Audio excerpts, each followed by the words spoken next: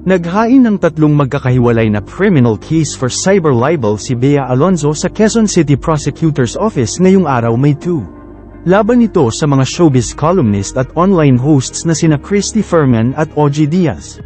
Kasama na ang kanilang mga co-host sa kani-kanilang online programs, kasama rin sa inireklamo ng Kapuso actress. Ang isang online basher na nagpapanggap na malapit sa kanya. Matatanda ang naging maingay ang isyo sa hiwalayan ni Bea Alonzo at Dominic Roque, at nasundan pa umano ito ng iba't ibang balita laban sa aktres. Kasama dito ang umano'y sunod-sunod na paninira kay Bea sa kanilang mga columns at mga show. Kabilang na ang isyu na umano'y di pagbabayad ng tamang buwis ng aktres. Kasama ni Bea sa filing ang kanyang abogadong si Attorney Joey Garcia at manager na si Shirley Kwan.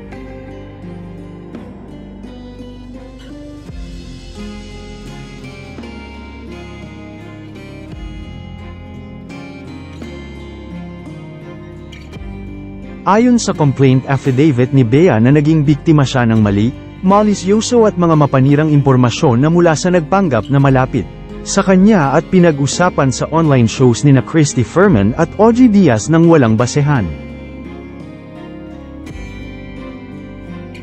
Ang hakbang na ito ni Bea Alonzo ay nagpapakita ng kanyang determinasyon na ipagtanggol ang kanyang pangalan laban sa mga ulat at impormasyon sa online na aniyay walang basehan.